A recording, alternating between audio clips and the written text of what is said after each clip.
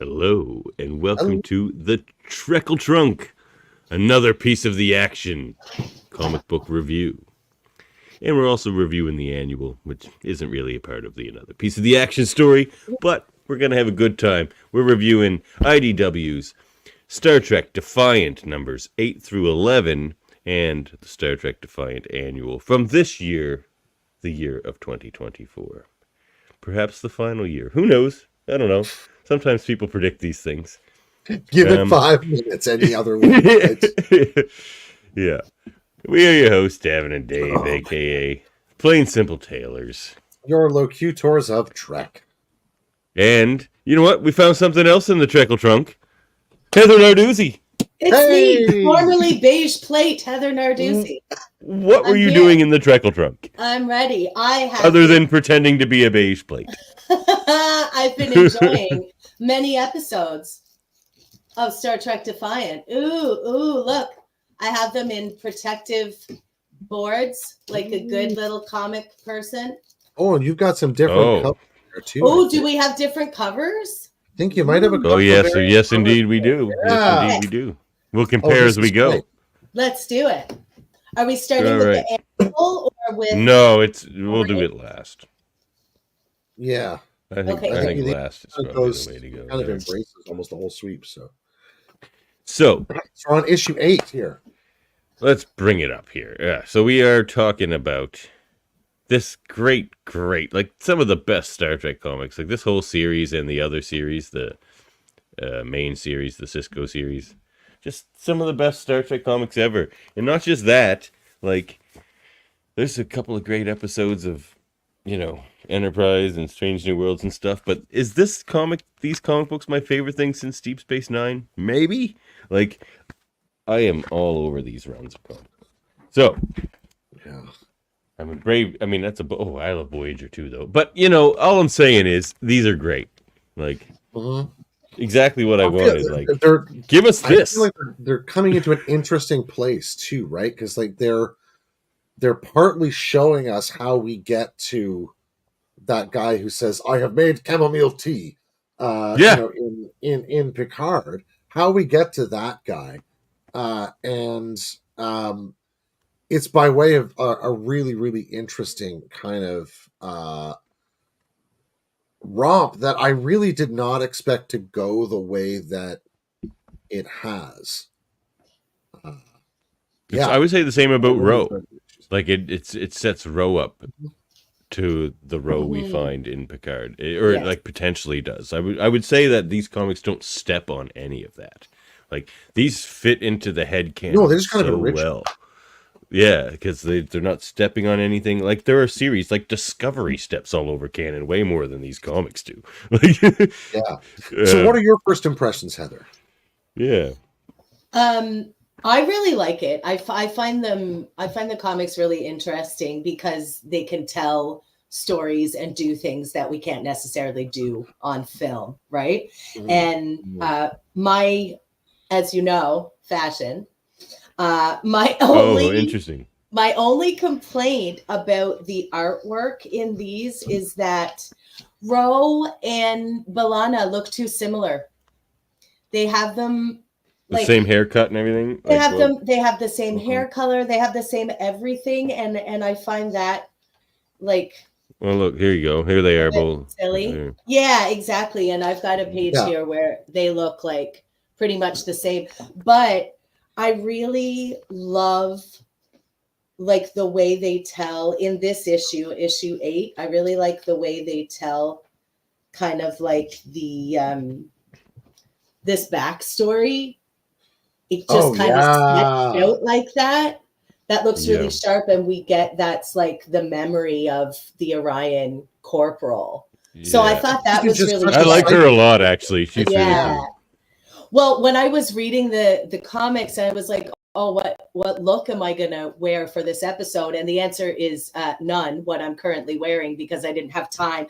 But I was thinking about how the nose ring earrings, yes, the nose ring earrings, ring, and then this, and then like this Google Glass thing, and like her. Like, look at that. I did do. That's the coolest shit ever, though, isn't it? You did do a braid. You did do the braid. Nice, Heather. You never come unprepared.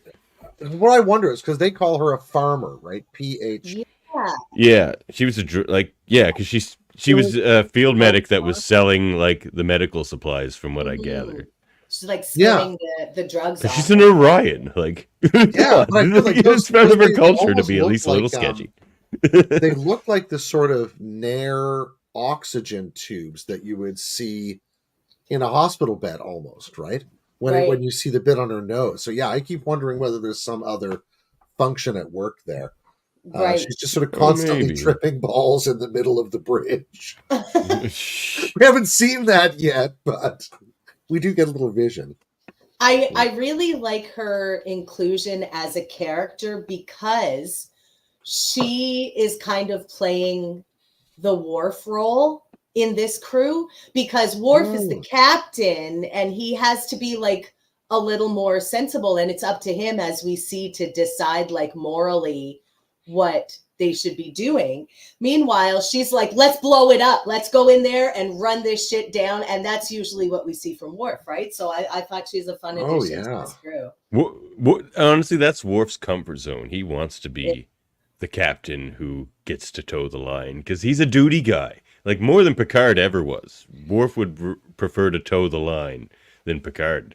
You know, he's that guy. He's that steadfast Starfleet officer. Exactly. Mm-hmm. And like, he's got two Worfs on his crew. Like Ro and B'Elanna are both crazy. Yeah. I love them both. Like, especially B'Elanna. She's a favorite character of mine for sure. I love how Ro and B'Elanna, their relationship kind of blossoms in these issues too, where they both just drop all the formalities with each other instantly, and they're just like calling everybody bitches, and like they're just like that Borg kind bitch had it out for that Borg bitch. Because they've sort of been through a foxhole together now, right? And they're both Maquis. Day of Blood really marks a really interesting turning point for them. Look at this beautiful shot of a warbird, though. Oh, yeah. That is really nice. And I really like the scene, too, where they're at, where they accept the disavowal and they meet with Jellicoe and Nechayev, our two favorite Badmirals. All right. We'll go through it. Jellicoe and Nechayev look great. The artwork for both of them is Nechayev's particularly good. Yeah. Yes. Like, she has such a, recognizable face, too. She does. Oh, yeah. And Natalia Nagulich. Spock gets in a little joke, as much as Vulcans ever joke, and then Ro and B'Elanna Spock is funny. Go about it, and Nechayev's pissed. Love it. Oh yeah. Well, Spock's just like Spock's. There's some good Spock stuff in here, but like all the Day of Blood stuff and all that, it was kind of war focused and stuff. But I think this story, in some ways, is the best Worf story we've gotten in these books yet, because it's like they hold back so much. Well, people keep trying to get inside his head in these stories, and it keeps getting cut off, whether it's situational or he just doesn't say anything. But like eventually, when you finally get his take on all this, we'll get to it. But like his feelings about what Starfleet is doing to them here and all that kind of stuff. And I just like seeing Worf as this captain. Well, we'll go through it. Look, all right. So we got a warbird. Yeah. Oh wait, we're starting. So many cool resonances. Yeah, we're starting at the start. I know we were jumping all over the place there for a second, but we'll start at the start for a second. So they're just dropping off. Is it Sela? Yeah, they're dropping off Sela. Yeah. They're giving her back to the They just want to get rid of her. Because nobody trusts Sela. And then I have to say that I really, really like this artwork of Worf here with like the Elcars display blurry in the background, like Worf in the foreground. That looks really sharp, I think. Yeah, I agree. Beautiful. Like, I should say, this is written by Christopher Cantwell and art by Mike Feehan, colorist Marissa Louise, and letterer Clayton Cowles. Clayton Cowles' letter is probably half the comics you read. So it almost goes without saying that Clayton Cowles is the letterer. Wow, he's done a fine job. It's really beautiful artwork. They've all done a great job. Oh, yeah, it's great stuff. So, yeah, he falls down, and it's just because of the Day of Blood. Basically, he just hasn't quite recovered, but he just keeps going to work. Mm-hmm. So, his heart is still like completely broken, basically. Yeah. And she has to do open heart surgery on him. Like, how many times have you seen Worf on one of these? Like, Yeah, for somebody who has redundant organs in every part of his body, he really does end up in sickbay a lot. Oh yeah, he pushes himself right to the limit. That's for sure. he needs those redundant organs.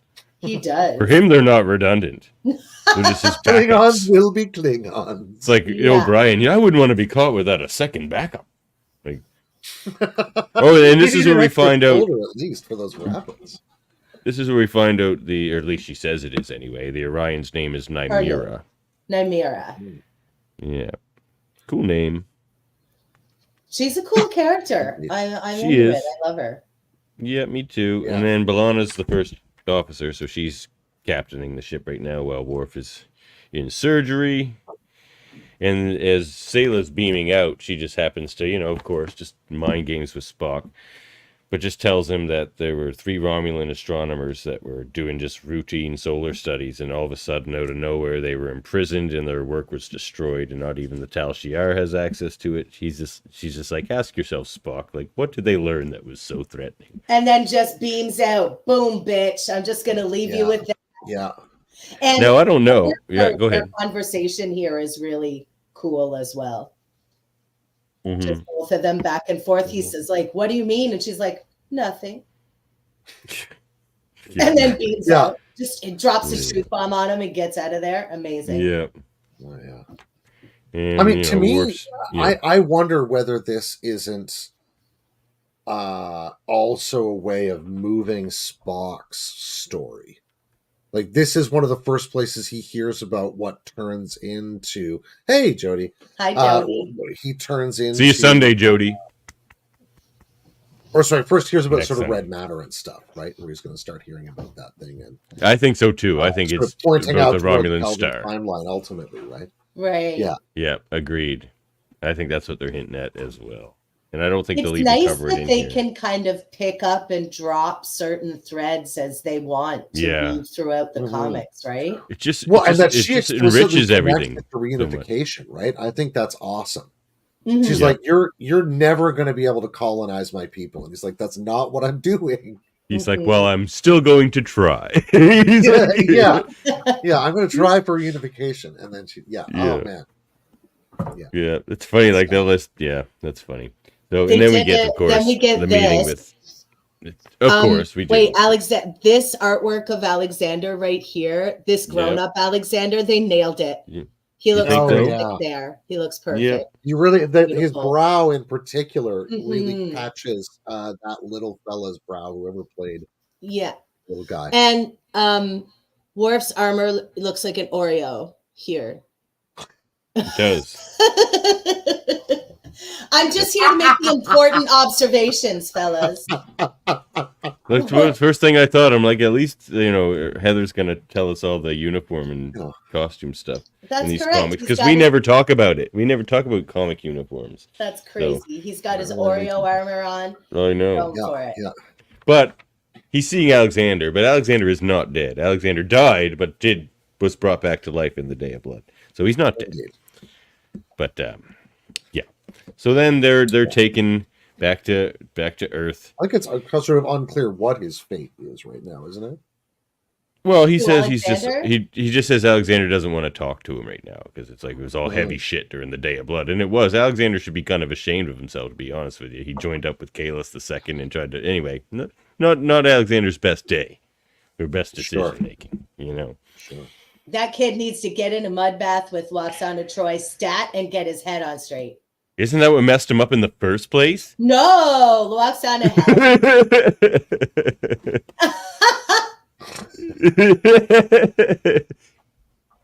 yeah. But of course, then we get what a pair. Like, just when I turned this page and I'm looking at Jellicoe and I'm in the Chev, I'm like, oh man, like I don't want to be in that. You're like the last room you'd ever want to be in. Like, the party is. Who's the good cop?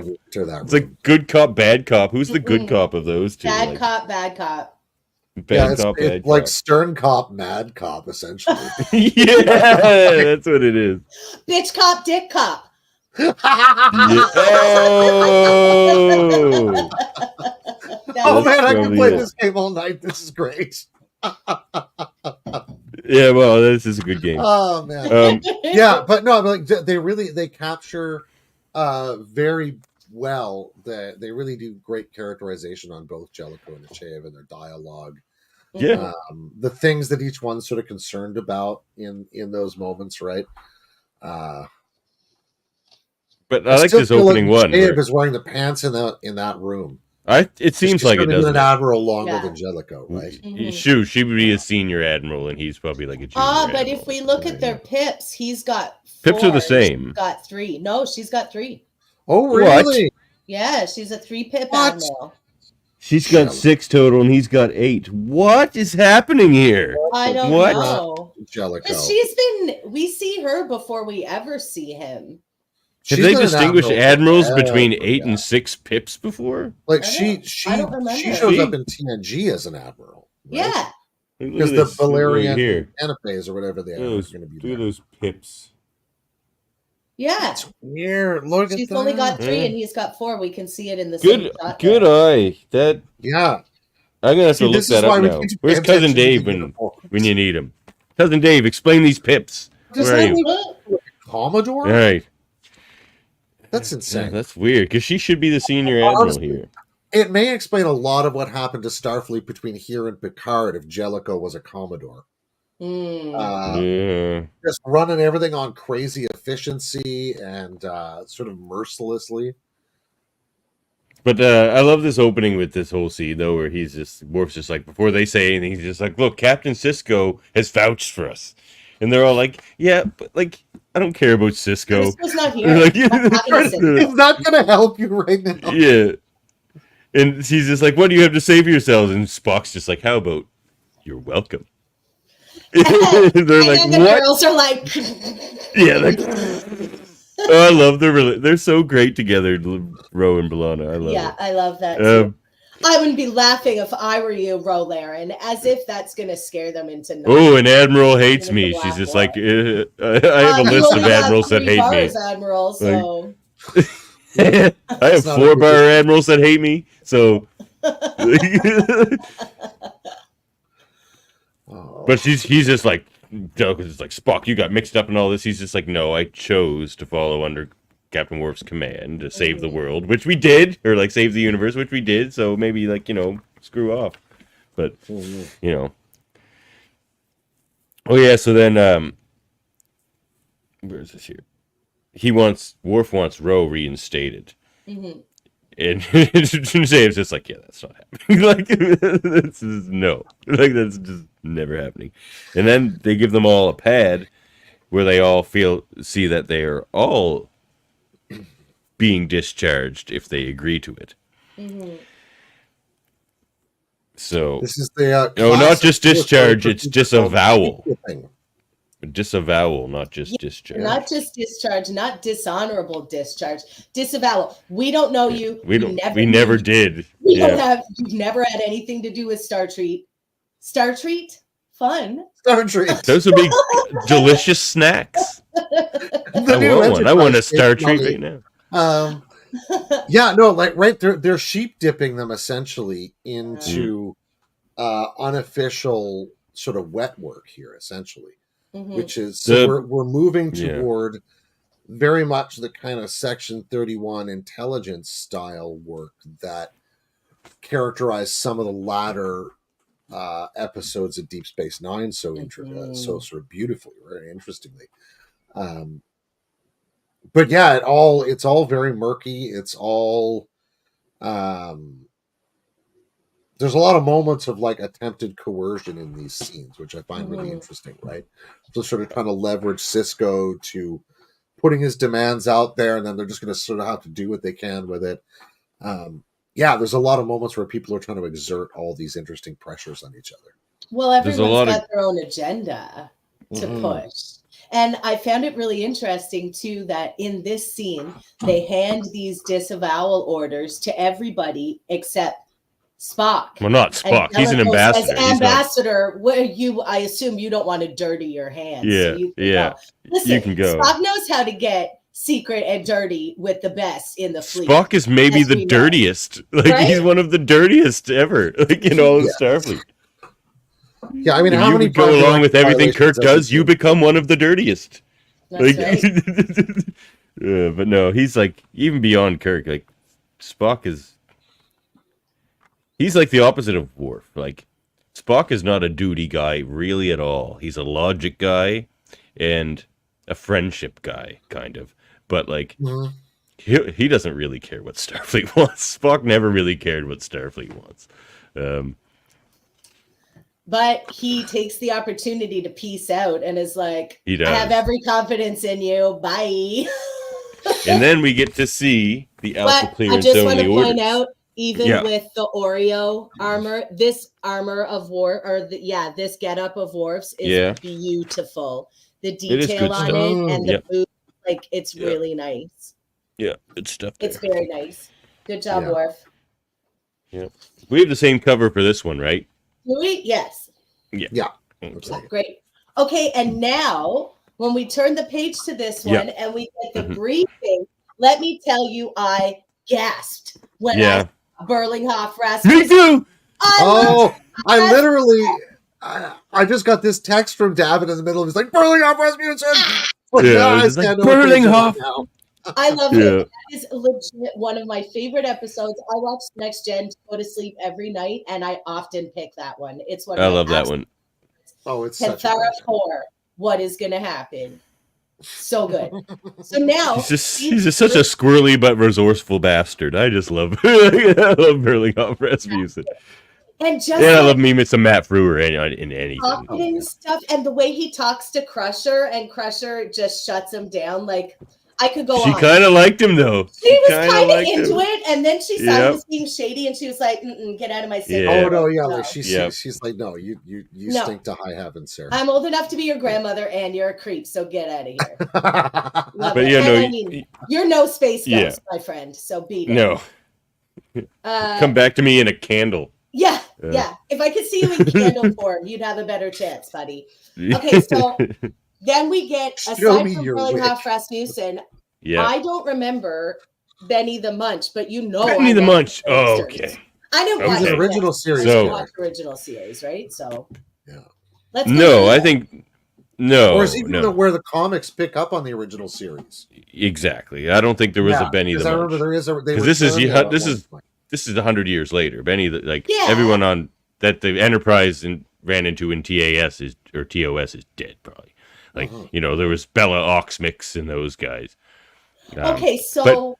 It's from one of the best TOS episodes, though, Heather. The Iosians. The Iosians, the Sigma Iosians. He was not in that episode, this character? No, he'd be a descendant of those guys. A descendant, because what they explain in this is that, in that episode, Heather, like, the only thing this planet of humans, like, human colonists, had... for any cultural reference was like a gangster novel or something. Yeah. I do know about it. They were just reading Dixon Hill novels. Yeah, basically reading Dixon Hill. Yeah. Which is like, I really want to write a story now where Picard is brought in to be Dixon Hill to like relate to the Iosians. Now, I thought that's what was going to happen here, and it didn't. But so now I want to write it. We did get to Gorn in gangster outfits, which it made my life happy. Okay, but no, that's 2 comics from now. Let's no. We'll get to there. But like this lays it out. This lays out the next 3 comics in the issue. We get the Hugh comic, we get the Berlinghoff comic, we get the Benny the Munch comic. So like we'll talk about the Iosians more when we get to that issue. Okay. But so they all just punched immediately. Worf. They didn't even read the terms and conditions. They were just like, let's do it. Well, they were pissed off at Starfleet, so they're like, disavow us? Cool. Ro would click that right away. Nobody checks the end user license agreement. No. And but it keeps Worf the Defiant, which is what he really wants. He came into this whole thing wanting to captain the Defiant. They're like, yeah, you can do that, but not in Starfleet. Yeah. And then they have to go buy the Defiant. We see a cool moment of Starfleet economics here, right? Yeah, we really do.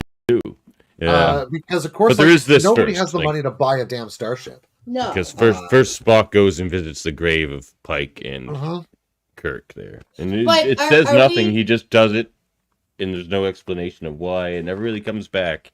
Are we just going to goes skip invisible. right over B'Elanna telling Nechayev to kiss her ass? And Nechayev I did skip over that. Ass? Look at her. Look, she's so mad. Oh, yeah. I know. Oh, Nechayev is super yeah. pissed. Oh, yeah. It's such a good lead-in, too.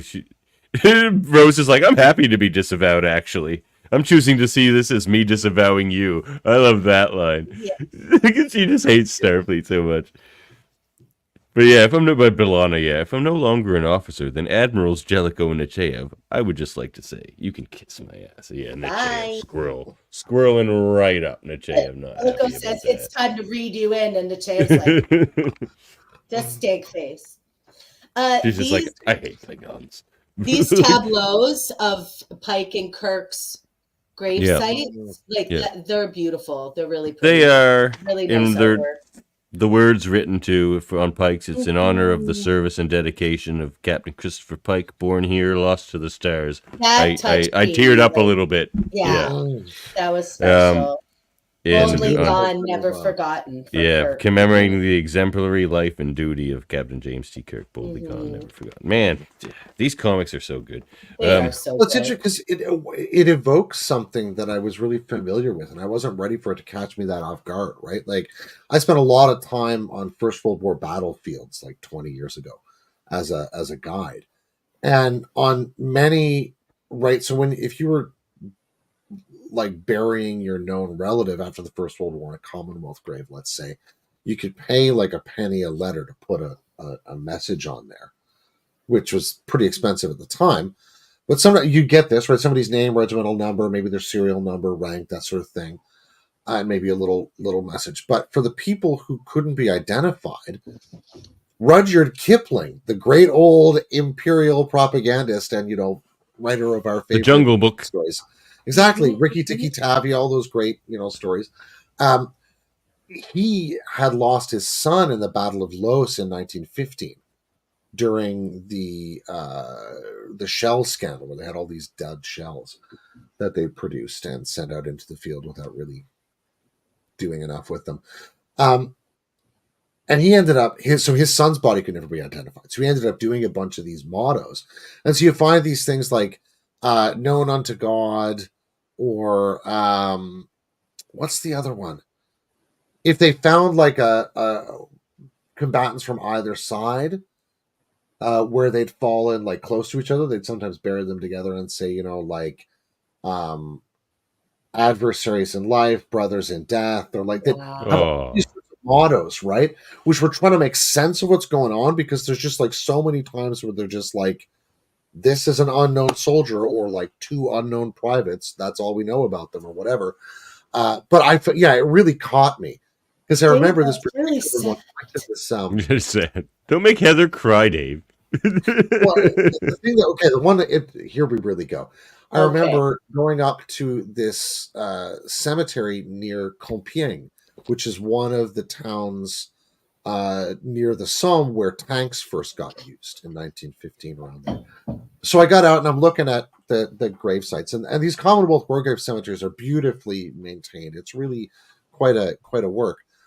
And I looked over, and there's these 6 headstones in the first row on the right side, and they all say the day of my birthday. These guys all died on like the 27th September 1915. And I was like, oh shit, I'm going back to the car. I can't do this anymore. Wow. Holy crap. And it just like, it blew my head off, right? I was just like, what?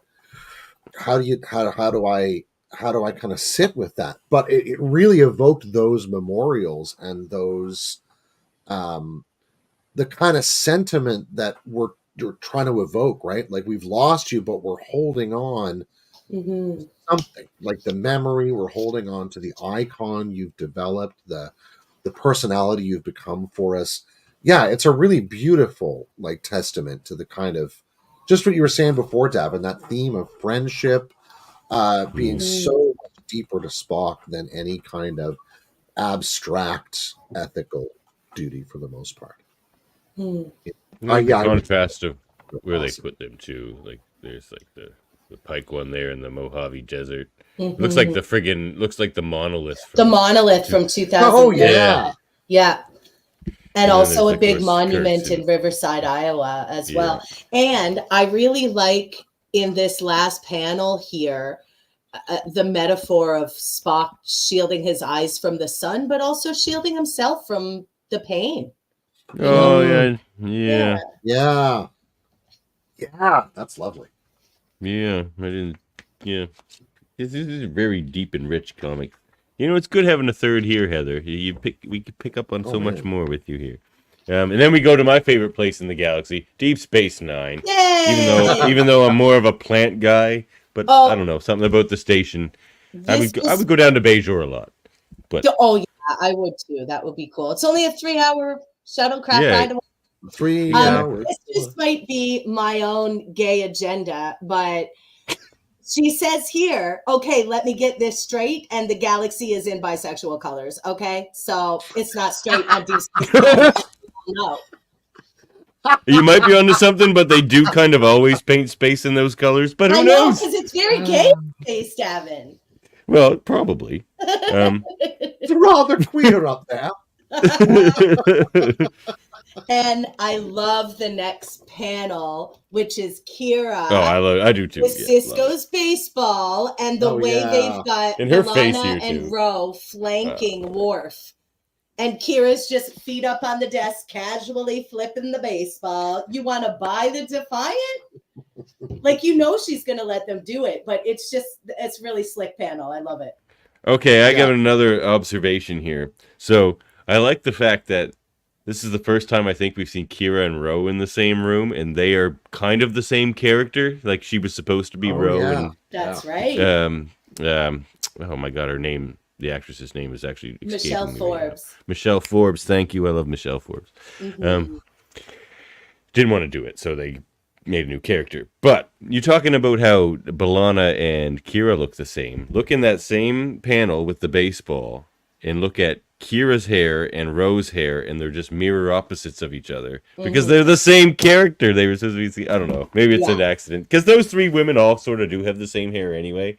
But they do, yeah. Well, not when Kira had the short hair, but Colonel Kira, that was her hairstyle at the end of the series. Yeah. And I love the is a wig. Expression that they've drawn on her down here. This very and paper thin. She's saying because they captured her expression really well. Like she knows we're gonna get up to some shit here.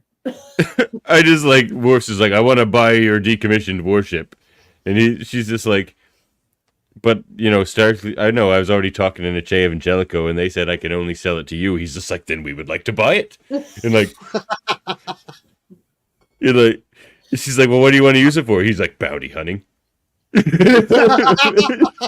And she says, bounty hunting. Bounty hunting. And she's just like, I don't believe any of this shit you guys are selling here. But he's not lying. But she knows Worf. She's like, and it's like, see, the funny thing here's the thing about Worf. I like in this, but Worf tries to obfuscate a lot. Like Worf doesn't like to tell you exactly what he thinks, exactly what he feels about anything. But so when they finally urge that out of him in this story, it's amazing because he speaks, straight from the hip at a point here, and it's amazing. But we get to see Quark in the Orion. We get to see the dog of war. Morn. Oh my God, it is there. The Corgi. Right, there he is. We covered that story here on Trekle Chunk. You can go back and check that out. Oh man, I really like that little arc. That was really it was a good one for sure. It was. And I really love good eye, Heather. You're catching. You have a sharp eye. I love it. I did not notice Morn in the background when I was reading, though. I missed him. I just saw it now. Is he wearing sweats? Is he wearing a sweatshirt? Is this dressed down Morn? No, that's the thing he always wears. They just didn't put the color in it. It always has that. It looks like he just came from the Hollow Suite and he was playing Mukbara with Worf or something. Defend yourself. That's now what he did in my headcanon. And I think it's really fun to have this scene between Nymeria and Yeah. Quark. She's just like, she's nobody, because he's like, who are you? And she's like, Mm-hmm. nobody. He's like, no, everybody's somebody. Like, I can get Latinum out of anybody somehow. Like, and she's like, you need a name. This is Quark, some Quark. And like, that's how it works. And she's just like, oh, well. And I like that he says, if you're no one, then what do you have that's truly yours, if anything at all? And we get this shot of her looking really pensive about that. And I think that's like saddened by it too. Her thinking like that's planting a seed that we're going to see bloom in her later in the story, you know? I could Bean totally does hear those amazing end faces. of the scene strings on that panel. Yes. After the ad. Oh man, yeah. I really love the way they pace the issues this way. Because certainly having grown up on like commercial breaks and how that structured an episode, I really do enjoy that sort of feel at certain moments. We're like, okay, yeah, great, here we go. This is where the commercial is. I'll go to the lobby. Totally. And then it comes back from commercial with the Defiant. Like that's and the wormhole. Right? Exactly. Right? The wormhole looks so cool, and the Defiant. Yeah, it does look great there actually. So they're on Defiant, and Worf's just like, sorry, bro, I know you were hoping for reinstatement. She's just like, fuck Starfleet. Yeah, like I don't know why Worf is so concerned about getting Ro reinstated in Starfleet. She barely even wants to be in Starfleet to begin with. It's just crew, like I did find it protective funny of this crew. That he, like, in one way, he continues the long line of people that are trying to imagine her as interested in Starfleet. Yeah. She's like, guys, I'm good. Because they're all like, because like Picard wants it, Riker in some ways wants it, even Guinan, but they're all Starfleet types, right? Like even Guinan is like kind of on with the project on the flagship, and I do like it that like because part of that I feel is expressing. It's like Worf projecting, right? He's like, you should want this because she's an outsider in the way that he is as well. Yeah, and so he's like feeling a certain kind of kinship or twinship, but then he kind of maps his own sense of what Starfleet is and what he wants from Starfleet as a natural thing for her to want as well. And of course, Ro is never one to accept somebody's gaze as just determining the situation, right? She's always going to be like, hey, I'm not who you're looking at. I'm over here and I'm going to tell you what's going on. Yeah, I've always liked that about Rolane's character. It makes her very prickly in so many scenes, but it's just so awesome. She's like she doesn't want to fit into anyone's stupid boxes. Yeah, and why should I relate she, to her in that way, actually. Yeah. Like she's just a wonderful figure of resistance, right? Because like everything is a moment where that resistance formation is like in play and active. And which is Spock why walks on. outside of the comic, just a quick digression, which is why it's so wonderful to see her be a child in Rascals. Wasn't that a fun episode with her and Guinan and Picard? That's one of my just loving being a child, and the rest of them are all perturbed. Yeah. It was Keiko, It was Keiko. That is like, I'm going to jump on the bed. You know you want to, Rolaire. And boing, boing, boing. So cute. Yeah, it is. Okay, sorry. Let's get back to the comic, but no worries. That was cute. Spock walks in. He wants to be the science officer for the mission. Worf's just like, but we're just going after a bunch of petty criminals and fringe people of interest and that kind of stuff. And Spock's just like, on the contrary, I see potential merit in this mission. After I mandate it, I be briefed.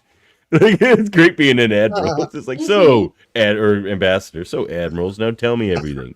Like, yeah, that's pretty. Yeah, great. I imagine he has a fairly high security clearance inside Starfleet. You know, and this is one of my favorite moments in like all of these comics here. Where Worf's like, Ambassador Spock, I worry that further associating with us may risk sullying your reputation. And he's just like, I share no such concern. He's just like, Worf's like, I admire your sense of modesty. He's just like, you misunderstand, Captain. I merely believe that at this point in my life, within reason, of course, my reputation is unassailable. I love that line. It's just like, I'm Spock, motherfucker. Mic drop. Boom! That's what I went in there. I went into Jellicoe Nechayev and I went, Yeah. You're welcome. I think that him saying this here is a continuation of why we see him go see Pike and Kirk's tombstones, because that's the legacy. And as he's taking in their legacy, he's realizing about himself that at the end of his life, his reputation's unassailable. So let's go bounty hunting on the Defiant. Damn, I think. Yeah. He's like, it kind of like, whatever I do, I'm Spock doing it. Yeah. And then it just ends with Worf being like, I don't know. It's not about whether this mission is dishonorable. It's about how dishonorable it's gonna get, basically. And then what cover did you get for the next one? Then it ties in again just at the end here. Hugh is sought by the powerful because he has something other Borg do not. Yeah. A name. And it cuts to Nymeria looking proud. Right? Yeah. And then here goes the Defiant, and we see this super cool cover. Look at the Borg in the bat'leth. Oh, yeah, I know. It's Hugh. Is that not the cover you got? Yes, it is. But it is, cool. Oh, I know. It's going right up on the wall after this Trekle trunk. I really like that one too. Again, by Cantwell and Fian. It's great stuff. So it opens with this partial transcript of an interview that Data had with Hugh when they first encountered Hugh. Oh, I really like this. It's so interesting. Should I go over it a little bit quickly? Because it is kind of interesting. Yeah, review it. It's cool. So Data just says he wants to play a game with you. And he's like, we will begin playing. What Data tells him is okay, why don't you say it? The object of this game is for you to determine the specific chemical compound to which I am alluding. Once you have determined the compound, feel free to say it aloud. I will not share with you the rules of this game, nor how it is played. However, you must determine this yourself in order to arrive at your chemical compound answer. So it's like, not only do you have to come up with the answer, you have to come up with what the game is and how the game is played. Like, it's insane. So Data's just like, we will begin playing now. And then Data pauses for exactly 4 seconds, which again is a clue. Everything he does is a clue, and Hugh picks up on it. And Data says, take a walk with me through the park, Hugh. And then Data snaps his finger 2 times. And then Data again says, hello, my friend. It is so good to see you on this bright and sunny day. And then snaps his fingers 4 times. And then Data says, oh, pardon me, I seem to have dropped my pocket watch. And then Hugh thinks for a second and goes, acetic acid vinegar. And he's just like, correct, Hugh. He's just like, that's the second fastest time we've ever gotten for this game. And he goes, who was the fastest? He goes, me. He goes, who did I supplant as the second fastest? He goes, my brother. Mm-hmm. He goes, will you tell me about your brother? Data goes, no. No. I love that. That was so cool. No. Really, really. I can imagine Brent Spiner's voice like, will you tell me about that? Yeah. No. Mm-hmm. Right? Like, it's just like you can hear it. Nope, it's fine. No, I will not. Like, no, I will not. No. You know? I love that whole thing, though. Did you figure out? I was trying to analyze that forever to figure out how Hugh got to acetic vinegar. Oh, just a second. That's what I was just going to ask. I couldn't figure it out as well. If you could figure out anything from the clues or anything. I tried so hard. I wonder if the writer really did have a train of thought for how that would get I think so. From that to there, or if they just made it up, because I can't put those together. Can you?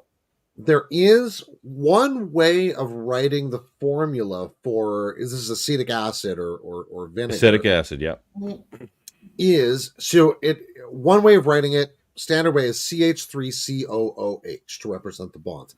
But you can write it C2H4O2. Aha, that's what the snaps was. He does 2 of them and he does 4. Yes. I don't know that part. Hello. Then he snaps his finger 2 times, and then he starts with hello, which is an H, and then he snaps his fingers 4 times, and then he begins with O. That's totally there it is. Oh yeah, that is what it is. Chemical. We just figured it out. Oh, there we go. So it took us considerably longer than Data and 3 brains working together. But Hugh got it in 0.000. That's true. None of us have 2 seconds. positonic brains. We just have regular meat brains. Yeah. Stupid. But that was pretty brains. good. Good job, us. That's the science division at work there, people. That is the science division at work. Oh, so now they're going after Hugh. And Hugh's been they think Hugh's been attacking people and blowing up Borg and murdering Borg and stuff. And which they don't have a problem with. But Starfleet just wants him and it is interesting that in those episodes where they actually, especially the first one where they meet Hugh, that Starfleet wasn't there instantly trying to grill him and trying to take him away like Maddox did with Data. Because he's a Borg. He could potentially have all their knowledge. It's very shocking that they just let him go. And of course, they almost fired Picard for letting him go. That was the most pissed they were ever at Picard, I feel like. Oh, yeah. They're next time you can annihilate the Borg, do it. They're your orders are to do it. I mean, truly, he should have done it. He probably should have done it. It would have saved billions of lives. But this was the subject of a great debate. I don't know if we ever got down to launching a probe on this one, but it's still available. We sure did a great debate about whether that would constitute genocide or not, because that is fundamentally the question that they're asking there, right? Of course, yes. Can you genocide the genociders? Right. Yeah, what they're doing. We're reading comics today. That wasn't the news. So turning back to our fiction stories, please God, our fiction stories. Back to the fiction stories. Oh God. So they're going after him, and they're talking about how they're all exhausted because the ship's supposed to have 20 crew and there's just 5 of them. Oh yeah, especially without Lore, they say, because Lore was doing all the work while he was there. Oh, he could functionally run the whole ship in that sense. Him, right? And then, oh crap, what's her name again? Nymeera. She calls Worf a bootlicker. That's pretty funny. Yeah, that's great. She's not wrong, really, but how close do you think Worf is to just chopping her down right there? Oh, man. And then we learn a little more about her, because he says, "Just because you saved my life doesn't mean I won't honor kill you right here." And she says, exactly. Twice. And by the way, if we're using ranks, you can call me Corporal Von Decht, Mr. Captain. Right, that's her last name, Nymeera Von Decht.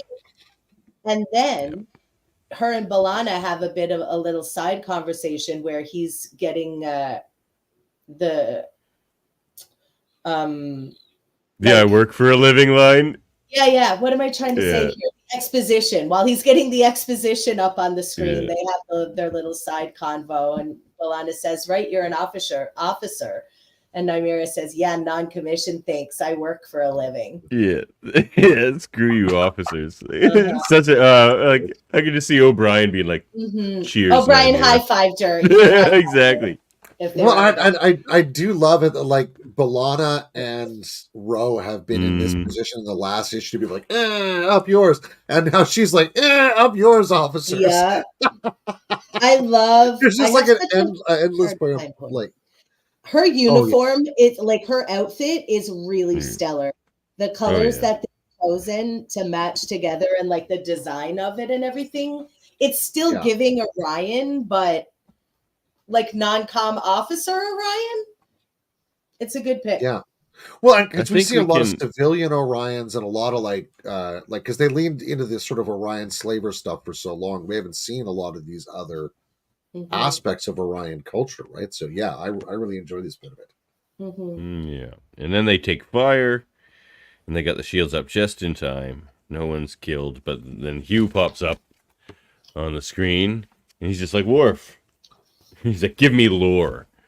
Because Hugh knows they were working with Lore, and of course, Hugh does not like Lore. Neither do any of the Freeborg, because he tried to enslave them again. They just got freed, and he's like, "No, I will, hold Lore." Lore's kind of the worst. And he's just like, "I don't have him." He's just like, "Lore, give him to me." Yeah. He doesn't believe Worf at all. Single-minded, as Borg usually are. Yeah. But the scam that the skeleton crew of the Defiant pull here on Hugh and yeah, like that was sick. Transporter scam. Mhm. Yeah. So Worf's just like, everyone meet me in the transporter. Like, we're gonna beam over right when they beam in, like on the exact second. And it works. I mean, the Borg know right away. The Borg, like, the first thing they say, they're like, nobody's here. Like, we can sense the whole ship. There's nobody on here. Like, Yeah. you can't fool the Borg for very long. That's the thing. Now, and then B'Elanna says, hold on, I'm reading a powerful magneto-hydrodynamic pulse coming from a storage area 1 deck above. And Rose says, say that 3 times fast. And then we get a call back with it, with Spock being obsessed with it. He's trying to say it 10 times fast. Yeah. Just keep saying the words. Yeah. Magneto-hydrodynamic. Good. And here's Worf nerve pinches this Borg, and they're all like, oh, I've heard about that pinch, but I've never seen it in person. Yeah. And then Rolaren says, wow, Torres, that Borg bitch had your number. She's like, she goes, yeah. I was focused on the magneto-hydrodynamic, whatever the fuck. Like, which I really think is so in character for Torres, because even though she was an engineer, she never went on with the technobabble like some other engineers you mentioned, Geordi. No. Yeah, I can totally see her using like, the Jim Jammer over there. Because she didn't read a lot of the manuals. Like, she's more true. Like, like field engineer. Yeah, she's more like fix it, it's broken, fix it. Yeah. Yeah, and Maquis and Klingon, she's like, I'm just going to figure this out. I'm not going to bother with reading the Magneto, Hydo, whatever. I'm just going to smack it and it's going to work. Yeah. And then we find, oh my, I did not see this coming. Nomad is here. I didn't see this coming either. Are you familiar with Nomad, Heather? I'm only familiar with Nomad from reading the briefing that they so handily provided us with in the comics. They did. I am Nomad. He talks like that. I am Nomad.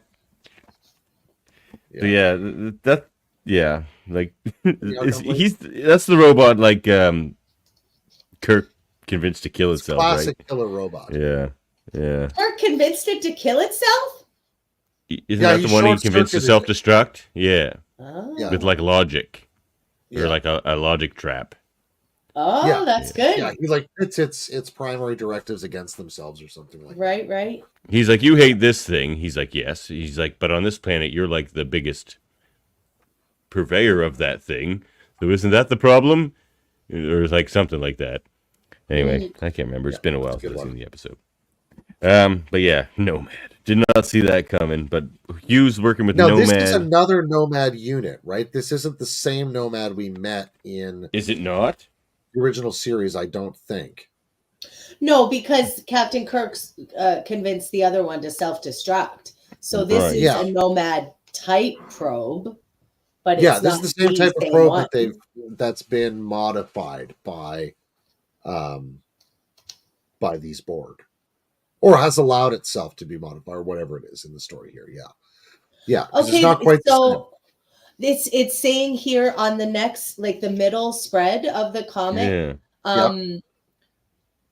Hugh is saying that your Vulcan first officer told me that the Nomad probe he encountered, that the Enterprise destroyed the killer machine. What he does not know is that this violent alien race was able to duplicate their deadly accidental abominations. Right. So that's why, and Hugh bonded with it. That's right. He's got control of it. Or they're collaborating or something. Yeah. Like, Hugh just really misunderstands Worf. I don't think he quite gets Worf. He's just like, you set Lore loose, but you act like it isn't your responsibility. He's like, it is more than my responsibility. It is entirely my fault. Like, Worf doesn't shirk responsibility. In fact, he takes more responsibility about things than he should usually. So that is fair. Hugh doesn't quite get that. Yeah, but Hugh keeps coming up with these interesting metaphors. He's just like, Worf, you seem to be at sea. Worf's like, that's a good metaphor. I am kind of at sea right now. Remove plank. Move the plank. But then Hugh sends Nomad off to confront another Borg cube, and Worf and his crew just think they're going to destroy it. But Hugh is like a super righteous dude. He's just like, no, not only will I not destroy anybody, I won't use anybody. He says he's just like he's like no one should be used anymore. He's like Lord tried to use us, the Borg Queen used us. He's like, I don't do that. So, and I really like this panel where Worf says, "Are they dead?" and Hugh says, "No, they are the opposite." They're the opposite. So he's freed them. Yep. Yeah, I mean, and I love this too. Bees here, right? Like almost a tearjerker here too. Like the Borg woman comes to, and she's like, "What happened to me? What am I?" And he just goes, "You are a person, and you're going to be all right." And you're going to be all right. The tear in her eye. Yeah. Oh man! And then you see that's Worf good emotional first aid right there. Holy jumping, that's good stuff. Then you see Worf and Spock and Nymeria, and they're just like, "God damn, he was a friggin' hero, man!" And like they're all just like, "What?" Yeah, they literally call him a savior, right? Yeah, he's just like, no. What we think we're doing pales in comparison to what he's doing. Yeah, she's like, I'm a medic, but you do the real healing. He's just like, I heal no one. I only reclaim them. I love that. I only reclaim them. I thought that was great. I'm just returning them to what they were. Like I'm not adding anything. He's opening the possibility they could heal. Yep. And that, I mean, it's kind of a miracle that he does for them. But then they see all this, and Worf's just like, and now I'm going to arrest you, Hugh. He's just like, what? He's like, yeah, well, Starfleet still wants you. I'm a duty guy. I got to do my mission. But really, Worf says, I don't know if he says it to himself or he says it to Hugh. He's just like, but like, I need help on my crew. I need like a 6th crew member, and you're a Borg. You can do a lot of it. Like, that's definitely part of his thinking. He does say he'll advocate for them when they get back to Starfleet. I recall. Yeah. He does say that. He says he will advocate for him, and even better than that, I love that line. Do we have that here? Hold on. He's like, he thinks he admires Hugh's clarity of purpose, and he thinks it could serve as a check against what he might be currently trying to convince himself of. But then he says, and when it comes time for you to face Starfleet and the Federation, I will stand by your side. Be your advocate and ally, and if any of their terms are unacceptable to you, we will leave, even if I need to draw a phaser to get us out of there. Mm-hmm. Like, Worf telling you that, man, that's all you need to know, because he means it. Like, and then he says, set to stun, of course, and it's not in the panel, but I'm pretty sure there's a wink there. Yeah, I think so too. And I really like this line, too, that Hugh says, you will let our mission here continue. And Worf says, of course, who would not want a friend to awaken from a bad dream? Yeah, man. It's a bit of an understatement about what happens to you when you're assimilated, but it's a poetic way to put it. But you know what? Once it's over, maybe it just feels like a bad dream. Yeah. Like, who knows? Yeah, hopefully it does, eh? Yeah, hopefully it does. Yeah. And then, And I mean, that is what the word trauma means, right? Trauma just means a nightmare. The Traum from German. It's a nightmare. Yeah. And then there's a really interesting conversation between Spock and Worf about being a captain, and how Worf is like, he feels like Worf is doing all this because he just wants to be captain so bad. And and Worf's just like, yeah, kind of. If I complete this mission, I can captain this vessel legitimately. And then that's when Spock's just like, I've turned down captain a bunch of times because it's almost as many as Riker. Yeah, almost as many as Riker. He's just like, because truthfully, there was a man whose shadow I always knew I would be chasing. And he's just like, Spock's about the job and the results, like, and I think he's trying to explain that to Worf, where it's just like, maybe the results are more important than all that shit. But then we move on to Berlinghoff Rasmussen. Oh, you get this cover? I'm so excited that we're gonna see Berlinghoff Rasmussen. I do have that cover as well. Okay. Cover A. Cool cover. I love seeing the old Spock from the first episode, Oh, Smiling yeah. Spock. I love that. I Spock. love that, like, young, beautiful Nimoy just smiling. Like, they captured it so well. He looks beautiful on this in this art. Yeah. What a beautiful human and legacy.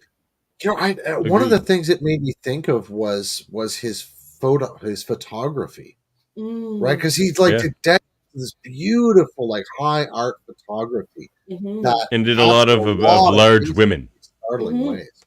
Yeah, like plus size women. He took a lot of pictures. Rubenesque. Yeah. But and they were just gorgeous photographs. And the quality of the face there, I thought it really struck me as kind of a wonderful. I don't know if it was intentional, but it's a wonderful kind of homage to. I think so too. Like, not only did I see Spock there, but Nimoy, in that bottom drawing. Yeah. So this one starts off with Spock in his own mind talking to Pike in the chair. Oh, beep beep boop boop, Pike. And it's weird because he asks him, because they left him on Talos 4 to live a good life in like his own mind. And he's like, oh, but you lived a great life there, didn't you, Captain? And then Pike just goes, boop, boop. He's just like, you didn't? Would you have wished to have left Talos?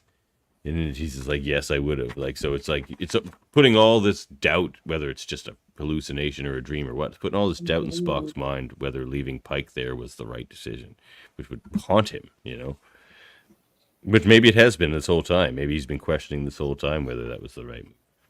I got to imagine that the what ifs on that would drive a less disciplined mind completely around the bend. I mean, we all carry our own what ifs around in life, and that's a massive one. Leave him on the only planet in Federation space they will still operate capital punishment on you for.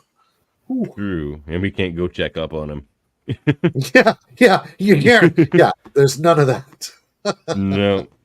Well, until this comic changes a bit of that. We could probably yada through this one. I actually really like this page because it's a bit of levity in at the same time catching up the Jersey anybody thing who might not be familiar with Rasmussen. So Nymeria's like, let me get this straight, Worf. This guy Rasmussen pretends to be great. This is great. Okay.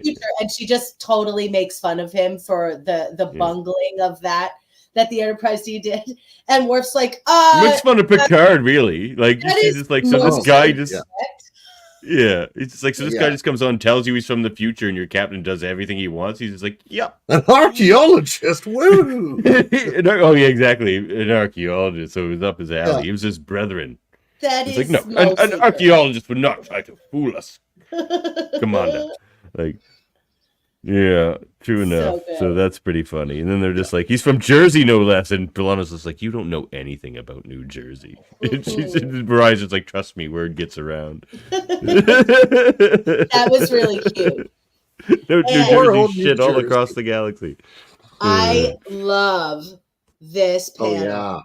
The perspective, the Elcar's display, and the Elcars are great. Like, everybody looks super good there. And if you look really close, sorry, I have a hard time with spatial stuff.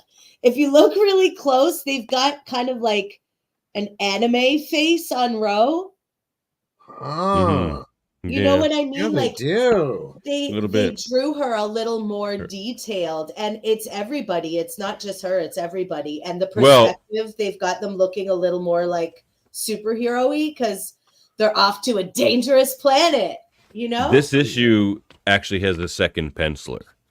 So that could be the second penciler's work. Oh, interesting. That's why it looks a bit different. Yeah, this one also has Pau Rodrigues as the second penciler and inker. So he's probably inking his own stuff. And it probably was this past stuff. But, yeah, maybe just it looks a bit different. And, it's cool. I really like that perspective of everyone. Yeah, so this is interesting. Notice, dissolution of General Order 7. Starfleet doesn't do General Order 7s anymore. And they're like, basically, we could have done this forever ago because there was only one General Order 7 still kicking around, and it was Talos 4. And then they just don't. They've lifted that, so now it's just sort of strictly prohibited. They won't kill you for going there anymore, but they don't like it, and they do say severe repercussions. Right. Yeah. But now, like, the Telosians are working their way out a bit. They've got, low warp capability and that sort of stuff, and they want to leave, but Starfleet won't let them leave. Like, they're and this still is quarantined. the really interesting twist, right? Yeah. Because like what it really shows is, like, when Starfleet comes up against a problem it really can't manage, it's just like, oh, we'll just quarantine that thing. Yeah, and that was their answer at the time, and they've just never come back to sort of revisit that, right? Which again, I love that with the opening with Pike, right? Was this the right decision? Is it a good thing to do? Like, because the Talos 4 decision was already there before they ever arrived in that pilot of the original series, right? That was already in place.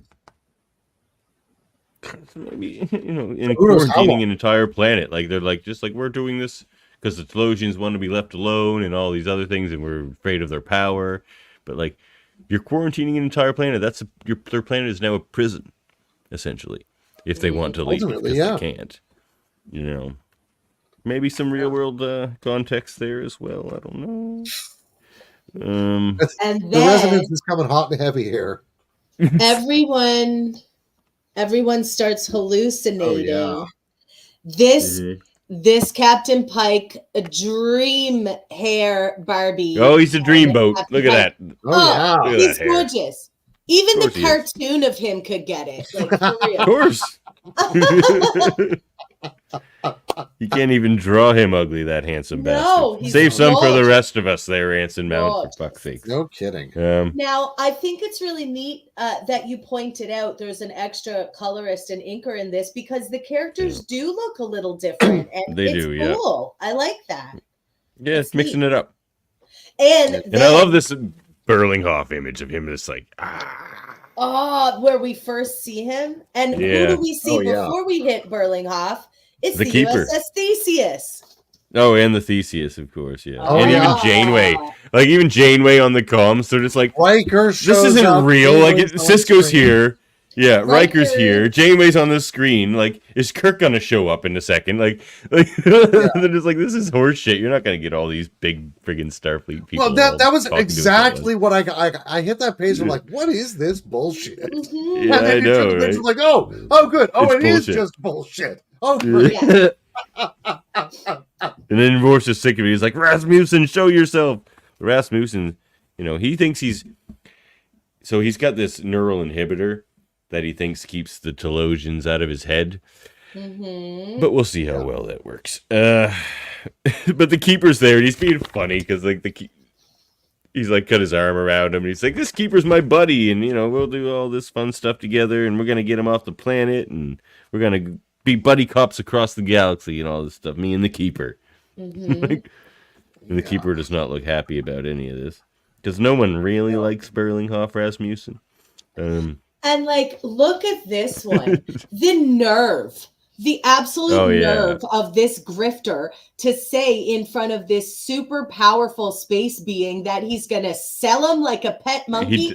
He does say that. Do you think any of this is going to end well for you, bitch? Like, with he's the a cocky son of a bitch, though. Or not, none of this is going to go well. But he is going to explode your head with his giant head. Like, you're like, not like Berlinghoff Rasmussen is like the chemical formula for hubris. Yeah. Oh man, who among us would transport themselves 300 years into the future onto a starship and think we're going to get the better of the people on that ship? You know what, though? I would try it. Then I would try it. You're Berlinghoff Rasmussen, Narduzzi. Berlinghoff Narduzzi at your service. Yeah, Berlinghoff Narduzzi. I would have got away with it because I wouldn't have been greedy. I would have been trying to steal tricorders and phasers. You just would have been trying to hook up with like half the crew. Yes, I would. This is your space daddy, Riker. Exactly. I would. I get me and Riker and Ro Laren in the time machine. Bye. Where is Commander Riker? And where is that Berlinghoff Narduzzi? Oh man. Everyone's gone. Yeah. All right. All right. I'm not saying you're making the wrong decision there, Heather, but anyway. No, it sounds like so it turns out in the end, this one's a pretty quick one. After all this pet monkey business, that's a great image. So look at this one of the keeper there. Oh yeah, that's some good stuff. Go ahead there, Dave. Oh yeah, so it turns out that all of the instability and the holy crap, this is bullshit in this story have been clues all along. They're all pointing us toward the fact that this story doesn't actually hold together. None of it really, and by the end of it, you're like, how does he even have this device? Right? And eventually the Talosians just get bored of him farting around. Yeah. And they reveal to him that they've had him for days. They had him the moment he approached the planet, just like they had the Defiant the moment it approached the planet. And that they've been telling him he's probably just got like a Q-tip glued to the side of his head. Yeah. Probably, yeah. It's too clever. It's a neurocortical stimulator. Right? They literally just put a tinfoil hat on him or something. Yeah. Well, look at this. So, actually, it's on his head, and then the keeper does his big spiel, and then the next shot, it's not on his head. It's gone. Yeah, so there is nothing. Completely imaginary. Yeah. So yeah, they've just what a dum-dum. Twiddle his thumbs. Exactly. Stupid burling off. Again, I'm gonna beam down to this planet of mind readers, a planet of them, and I'm gonna get the better of them. Like, what the hell is wrong with this guy? Is this a Jersey thing? It's a Jersey thing. Okay, no, Jersey listeners, let me know. He definitely would have had a better chance at defrauding the people of the Enterprise, but you're not even going to have a shot at the Talosians. They're the literally most gifted, powerful mind readers and telepaths and projectors and everything. You're never going to do it. And then he's in. You have to sleep. If he had that thing, he would fall asleep and they would just take it off his head. Yes. And he's like, the whole planet of people using their hands like suckers. I love Burling Half-Assed Roots, but he's really stupid. He's so stupid. But so that's... I would have liked to see him thinking he was getting away with it a little more, but we've only got so many panels, right? And it's just because I love him that I would like to see that. Agree. Yeah. It would have made a great full episode. All these comics would. These are. I wish these. I love Picard season 3, but I would trade that whole series for all of these comics in live action form. That'd be fun. But so this ends sadly, and then lifts you up again, because it ends very sad where the keeper's just like, look, I just really want to leave this planet, can I come with you? And Worf's just like, no. Because I follow rules and I'm not allowed to take Talosians off of Talos. So he's like, I'm not going to, but he leaves them a runabout, and he even has B'Elanna go down and fix it because it's not quite space worthy. And then the look on their faces is just one of gratitude and hope, and but kind of curiosity and a bit of sadness as well. This Ian does facial expressions so well. He can bake so many emotions into a drawn facial expression. It's crazy, man. He's such a good artist. Right. And I kind of like it because they get to leave the planet sort of on their own terms this way, right? Yeah. They're not asking anybody's permission. Yeah. Yeah. Here we go. Is this the one you got? It is. I love this cover. It's the best. This one might go on the wall too. I love the Gorn in the suits. Cool. It's the best thing ever. The Gorn in the suits. That would be a really cool cosplay. Oh, would it ever? Like a gangster Gorn. Oh, that would be amazing. No one would know what you're hitting at unless they listen to Trekle Trunk or watch it. But deepest of deep cuts. Yes. Yeah. This one starts off with some Damjat human. No Nausicaans. No Nausicaans. Classic ornament of Damjat tables everywhere. Very cool Gorn in suit. I love the names he has for his Gorn too. He gives them human gangster names. What is the one? What are their names? Do they have names? Yeah, it's hilarious. It comes up. Where is it? Because when he tells him about the fights. So basically, it's a Dom-Jot game between Nymeria and Benny the Munch, and he keeps calling her pea green. Yeah, right. Like the color of her. Yeah. Also, I love this drawing of this Gorn. Wait now. Oh yeah, Dougie. Dougie's one of them. One of his Gorns is Dougie. See Dougie's tongue, and he's just like hissing and pointing. I love it. Yeah, that's Dougie. I also really like in like the briefing here. At the end of it, it says, further reference, Ioshan holidays. The conservative class continues to observe Valentine's Day as a holy day of all-out gang warfare between rival factions. The St. Valentine's Day Massacre. Was that in the original episode, or that's a detail that they added for this? They added that for this. I like that. And I was wondering why they were calling this fight contest the Koshbot the whole time. I'm not saying like that's an issue, but then of course it's all for a joke. You know what? I saw that coming. When I saw the name of what it was, I was pretty sure we were going to get that joke. I didn't know if it was not mad. It was a good joke. Platinum joke, like you're going to get cash back on this somehow. It didn't. I had the and his other joke. His other Gordon's name's Johnny Bird. Oh yeah, Johnny Bird. Johnny Bird, my prize heavyoweight. Isn't Johnny? Yeah, Johnny Bird is the fighter. Yeah. But that's his other goon. One of the two Gorns. Oh, is he one of the two goons? He just fights his goon. Dougie and Johnny Bird are his boys. Nice. His Gorns. His Gorns. And then they just call her a low-life farmer and tell her to get the hell out of there. Right. She's just like, well, I got to fight her for the tournament. She's just like, yeah, whatever, you low-life farmer, get out of here. Because she threw the Dom-Jot match, or at least she says she did. This is a cool scene.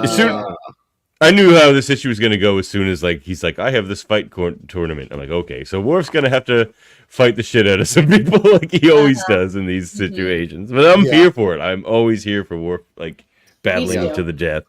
I do like the idea of a star system whose erstwhile star is that black hole that's forming there, right? That's super cool, and it is. It's it's very and it's cool. Perfect for illegal business because sensors don't work and everything like that. So it's interesting concept. Oh, you can only imagine the radiation there'd be in that.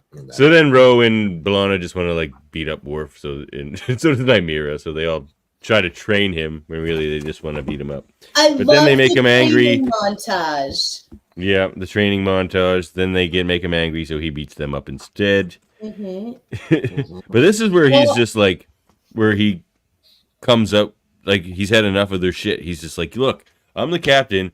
I'm a duty guy. I'm following Yes, I know you all hate Starfleet right now. I hate Starfleet right now, but I'm following their orders. And if you're on my ship, you're following my orders. So you're following Starfleet's orders. So deal with it. He's just had enough of their shit because he's just they all misunderstand him. They think he's this renegade, and he's just that's not who I am.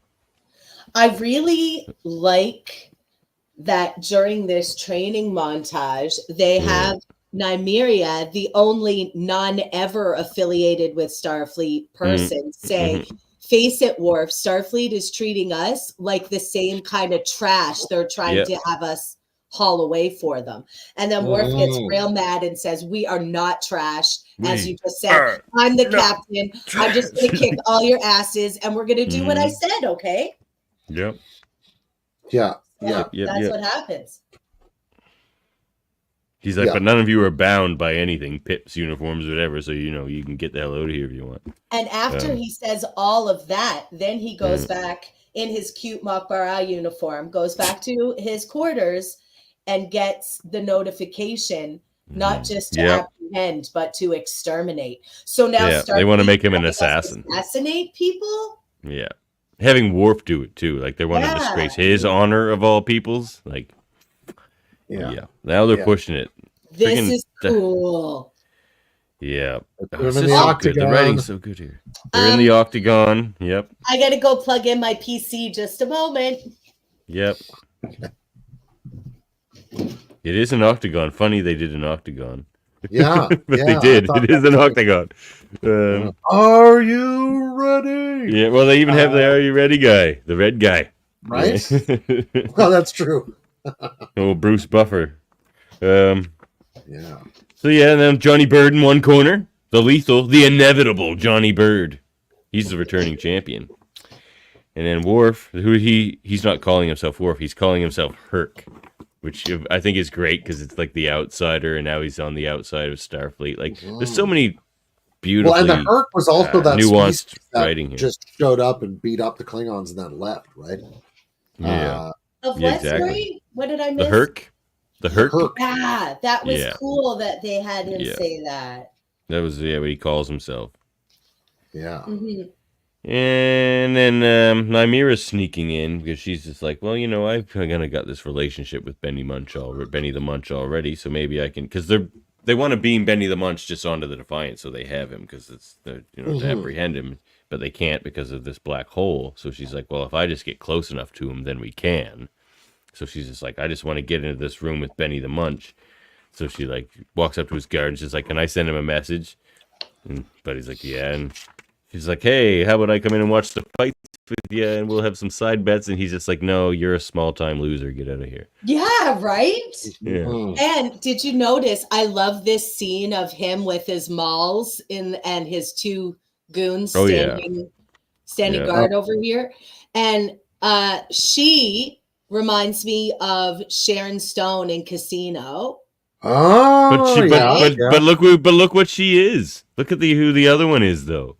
Yeah, one of the ones she's like from like Beale in like Battleground. Loci. Yeah. Oh yeah, that's right. Did you notice in the background, Herc, the odds ratio 75,000 to 1. Yikes.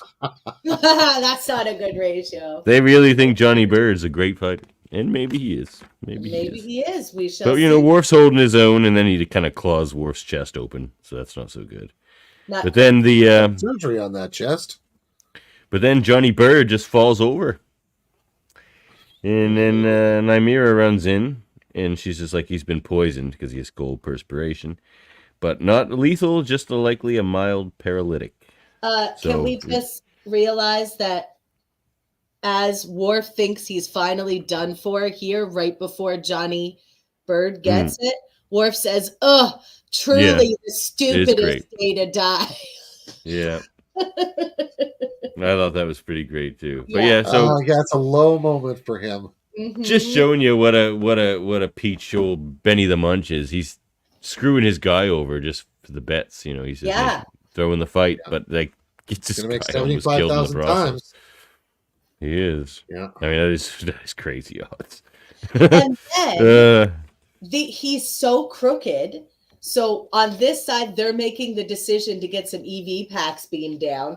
And then it cuts to the goons and Benny the Munch. And he says, nothing like throwing a fight and making 6 times the dough, eh, boys? And since he didn't get bumped off after all, we'll cut Johnny Bird in and make good with him on the other side.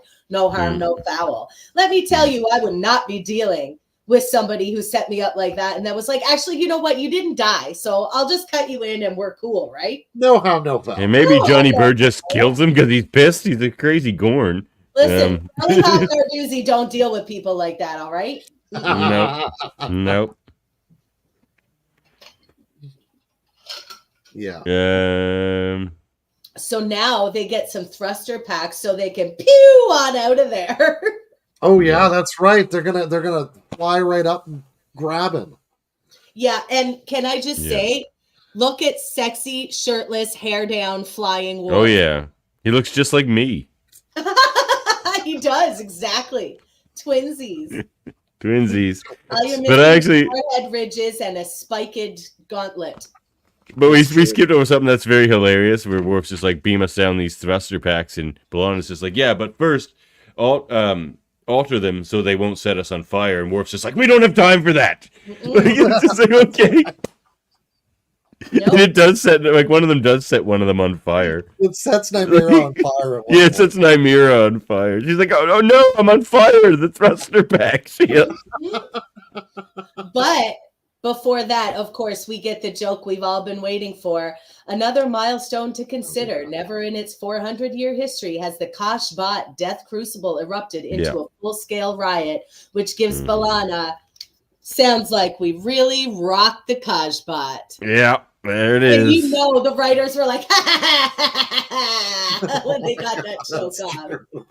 Yeah. Finger guns and candy for everyone. 100%.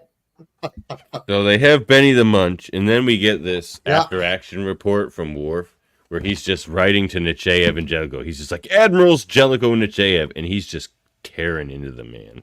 He's just like, Before that, though, look at Worf's Rambo moment right quick. Oh, yeah. Oh, yeah. Oh, yeah. Okay. Now he's tearing into the Admirals. Sorry, go. Yeah. No worries. And he's just like, I know, like, by telling you all off, he's like, we just saved everybody with the Red Path thing and everything. And then, like, you just throw us away like we're nothing. He's just like, you might think I'm throwing away my career by talking to you like this, but, like, what career? Like, and he's just like, we will remand those in our custody to the nearest starbase. He's like, well, I will vocally advocate for Hugh's fair treatment with what shred of dignity I have left. Like, he's really down on himself too, Worf, by doing all this.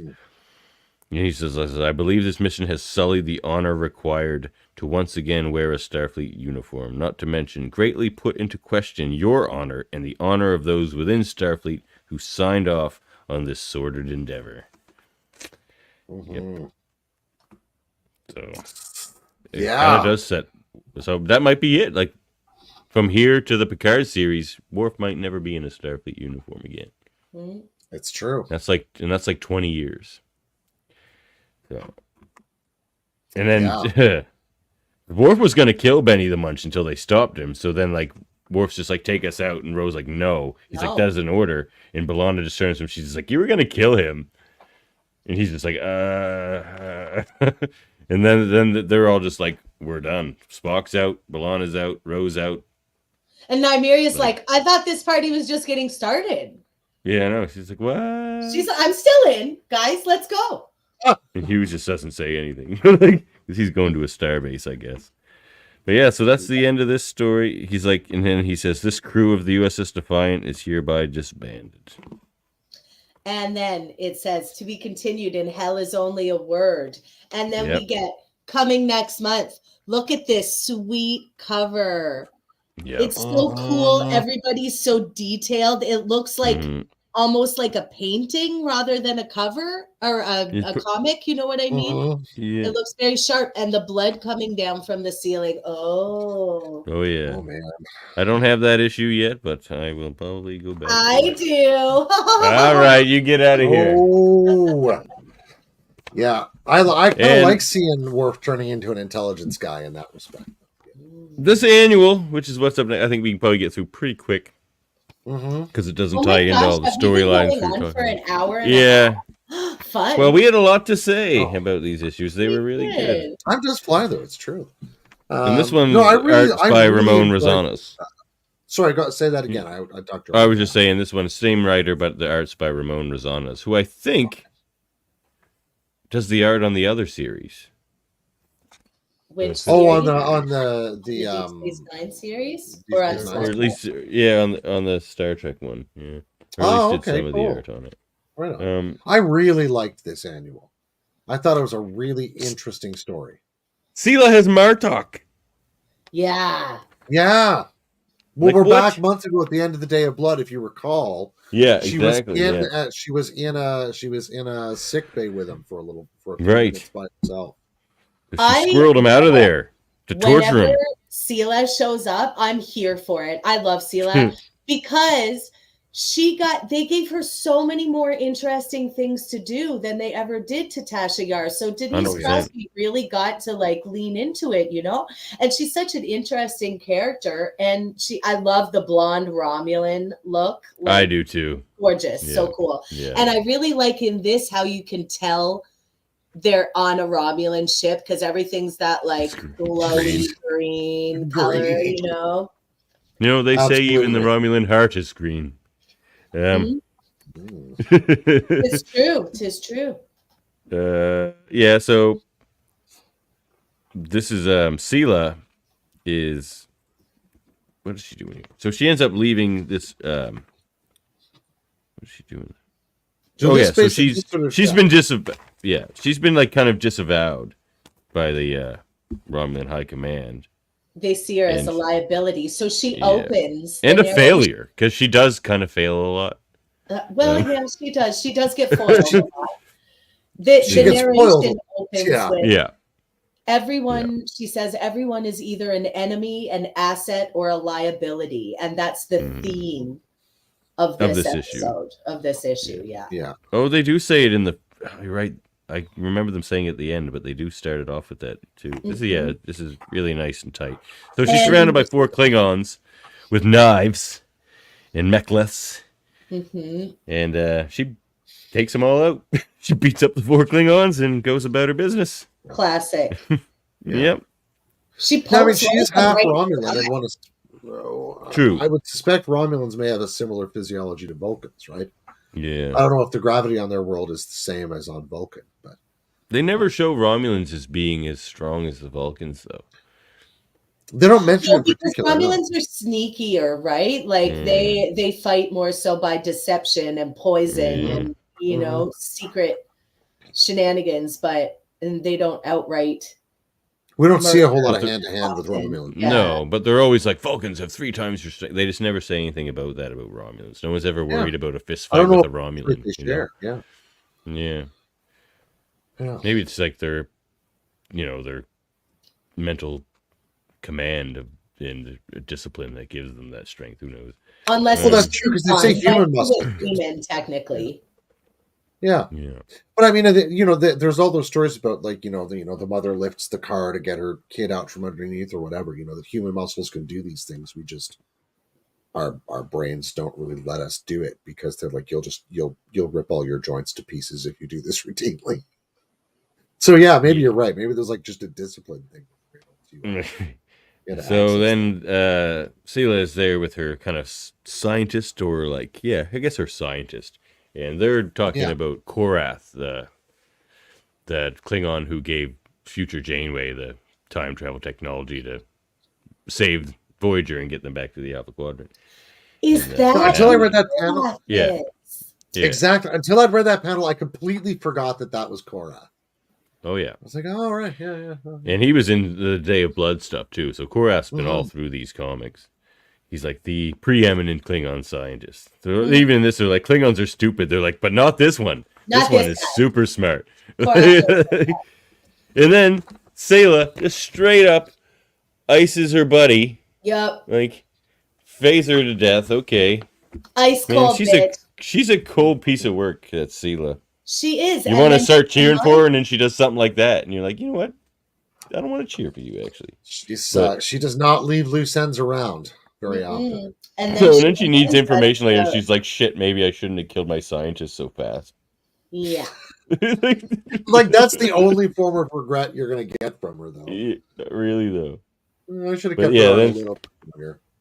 Then she's there talking to one of her higher ups in the military there, and he's just like, get out of here, you suck. We don't really want. She's like, but I just brought you the Klingon Empire on a silver platter because she got all this information from. She says she's got defense networks and fleet vectors and spy positions, and he just shouts back at her: insubordination, intelligence leaks, collaboration with the enemy, which is what he thinks of her because she was just working with Worf's crew and all that stuff. He's just like, you, as far as we know, you're Starfleet. And she's like, it's not like I put on the uniform. He's like, yeah, but it's not out of the realm of possibility given your bloodline. And she says, fuck you, Aerith. Yeah, she does. Just straight up. Yeah. Screw you, Aerith. You suck. And he does kind of suck. He's got a stupid bowl cut. Look at the back. Look at the back of this hair. It's ridiculously stupid. Is that like a Romulan receding hairline? Look at this but from the back. Look at this panel right here. See it? Yeah, he does. Yeah, weird. One. Yeah. Little Romulan male pattern baldness there. Yeah. I like after she's told him about himself, the way that they framed this panel, she's leaning in aggressively and he's like backing up from her while he's saying, "Be careful, Commander." So he's talking really tough, like, but he's also afraid of her. He leans back into her on the next panel, though. He gets right back in her face, like shoves something right back. more valuable, he says. Yeah. And then she wants to know about those Romulan astronomers, and he's just like doesn't know what she's talking about because nobody seems to know. Yeah. Well, he says it's nonsense too. Ultimately, right? Yeah, he says it's nonsense. Which when you get some so they've heard it is nonsense. You know you're onto something, right? Seriously. So then she's going off to kind of try and figure that out. And she's gonna do a simple jump. She wants to go back 9 months because she has this time technology now. And she says, although I'm not an engineer, Citrula understood the science better. Perhaps I should have waited a little longer to kill her. I still wanted to kill her. But right, she always wants her alive again. Then later on, she's like, I wish I hadn't killed her so I could kill her right now. She wants to kill her again later. Oh my god. See, this sucks. So this is so really neat where she goes into, I like this panel where she goes into the time warp. And as we saw a couple of pages ago, using oneself as points for time travel, right? So she time travels back to her own ancestor. Yeah. By accident. By accident. Yes, exactly. Where Tasha's trying to save our favorite people, the Caitians. I love the Caitians. But it puts me in mind of one of my favorite weird scientific theories, which is morphic resonance, right? There's this guy, Rupert Sheldrake, that argues that our sense of personality is fundamentally a kind of temporal resonance, where an individual resonates like an individual tuning fork most strongly with themselves. We then most resonate again strongly with those immediately close to us and wider out, right? He eventually argues that the entirety of nature is a kind of resonance machine that way, which is how things know how to grow as they are, right? That there's memory involved. But yeah, like the whole resonance thing. Yeah. Forget that. I got on that thing. Morphic resonance. What awesome. I feel like he doesn't know much about DNA, but interesting theory. Oh no, he is. He's actually a microbiologist. Yeah, okay. Yeah, he did. What is the scientist's name? Rupert Sheldrake. Rupert Sheldrake. Yeah. Interesting. Fascinating dude. Good old friend of Terence McKenna, the wonderful psychonaut and ethnobotanist. But anyway, so like there's this resonance she's jumping back through, right? But she actually gets too far back. Yeah. 19 years or something. Or maybe it's more than that. No, 19 years. Yeah, 19 years. 19 years, yeah. And then, she's there with Tasha trying to save these people, and she decides to help her. I thought it was a nice touch that they had Picard captaining the USS April. Yeah, that was interesting. Yes. Yeah. Is that new? Did we ever know he captained the April? We don't. I'm not sure we ever heard about the April, but we knew he was in command of something because this is after Maxia.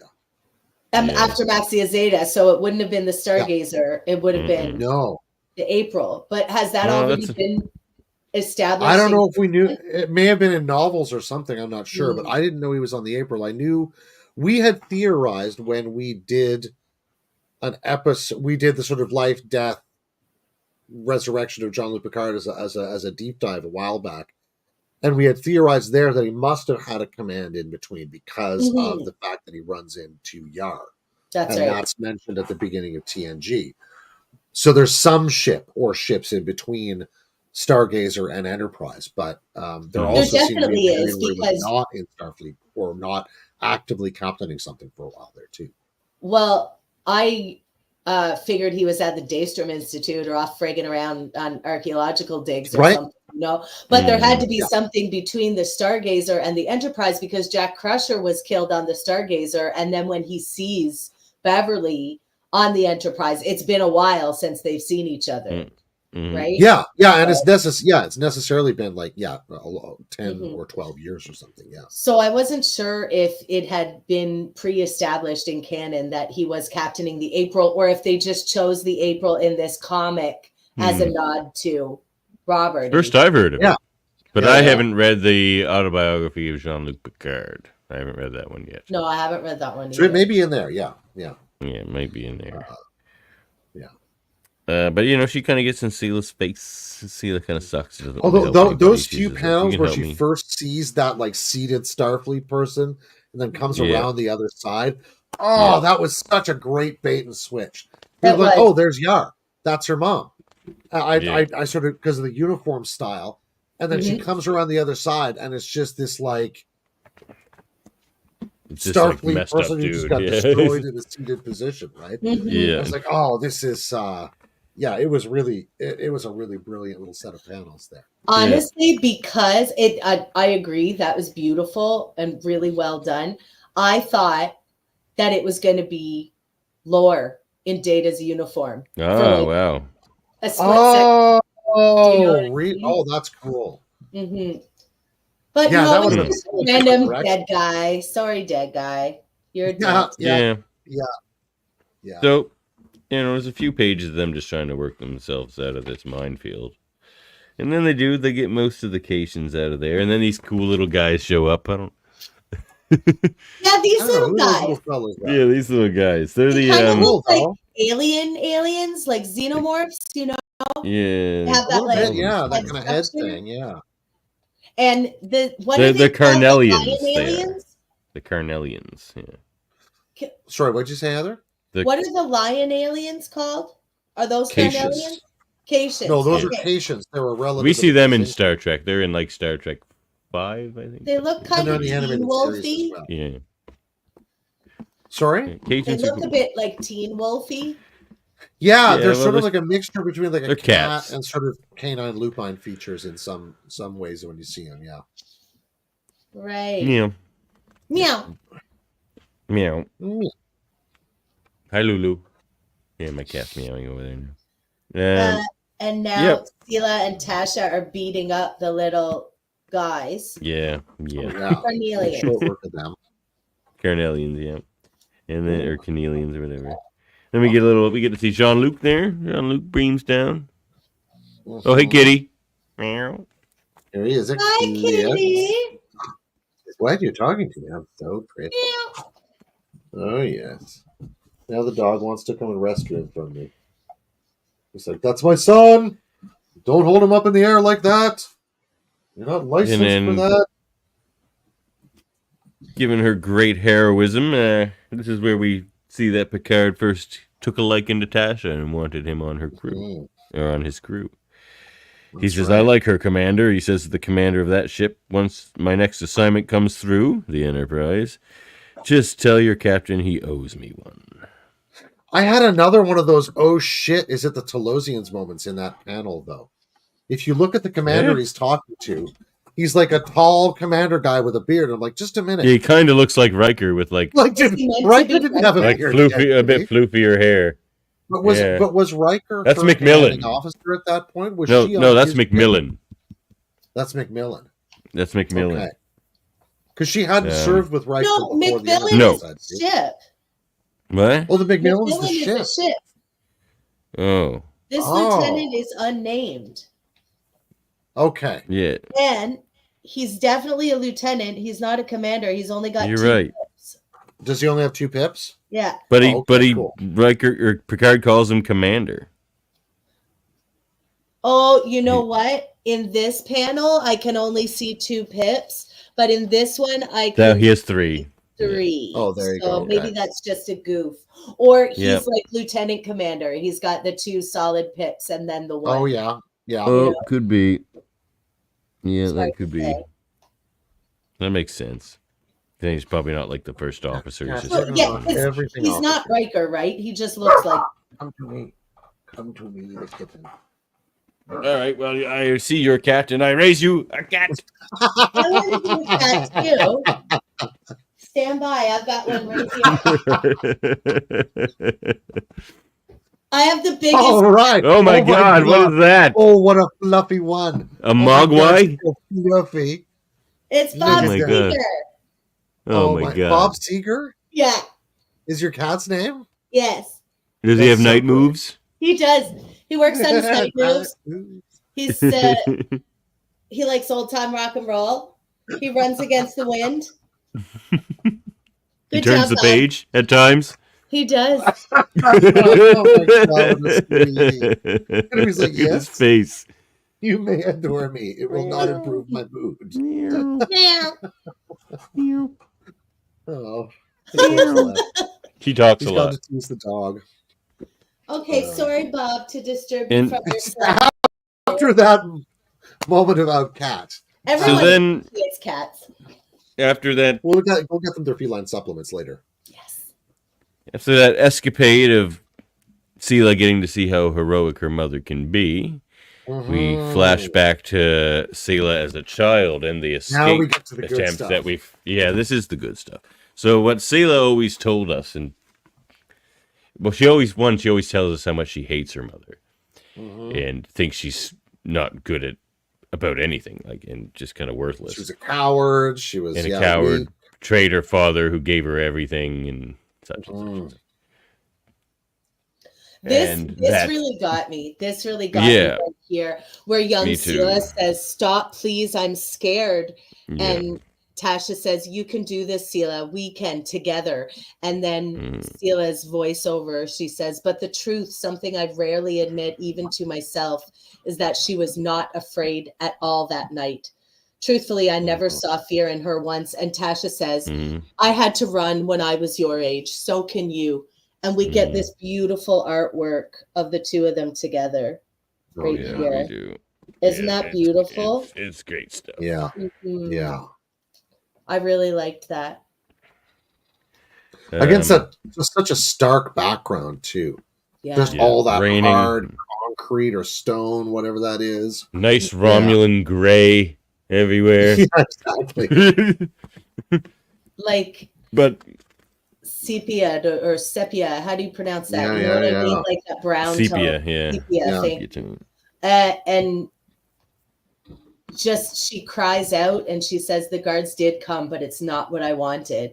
And we see Tasha doing her best. Because she always told us on the show that she cried out for her father. It's just like she didn't want to leave her father. And That's her right. mother was trying to take her away from her father. But that's not what it was at all. She was just scared shitless and was crying because of that. And Yeah. got her mother killed, and she didn't want to get her mother killed. Mm-hmm. So yikes. The guilt that And you must can run see through how, Sela. in that moment, left with the father she's got, what do you do but rework that story? Yep. So that it's your mother that was the weak one, right? Not you. You're a good Romulan, right? Like that's all she's got left at that point is just to conform to being what she thinks a Romulan is, but it's the source of all her pain as well. And I think it goes right back to the conversation with Aerith, right?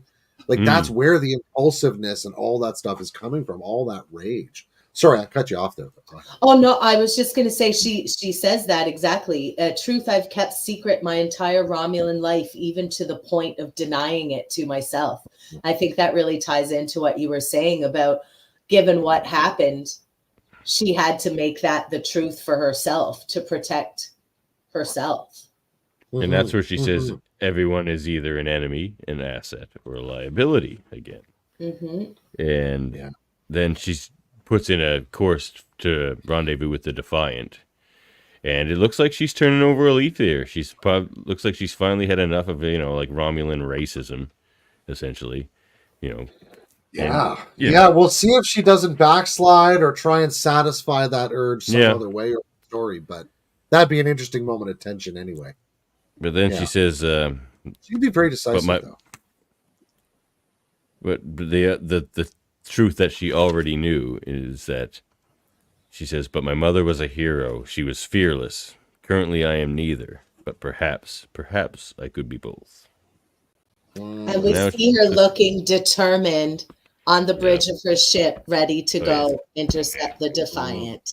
Great shot. Love it. I like the parallelism with Worf and his question about how much dishonor can I take. Yeah. Right? Like they're both kind of going into unknown waters here to pick up that at sea metaphor again. Yeah. But Both trying very to different end their kind of waters dishonor. for each one. Yeah. But that's these issues. We always ask at the end of the Trekle Trunk if what we read goes into your head canon or not, and this stuff goes into my head canon very firmly. Oh, these issues very happily. Oh, they're great. Yeah. Pretty really great enjoy. stuff. Really cool. And it's been a while for me since I read them.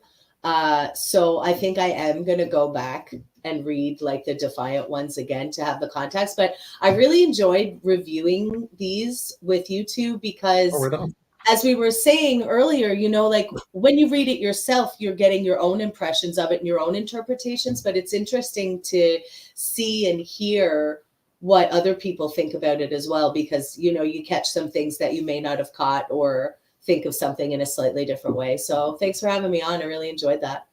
No this is great. Anytime. Yeah. I'm so glad you came. Now look. Nice having... here we go. You have to have me on again.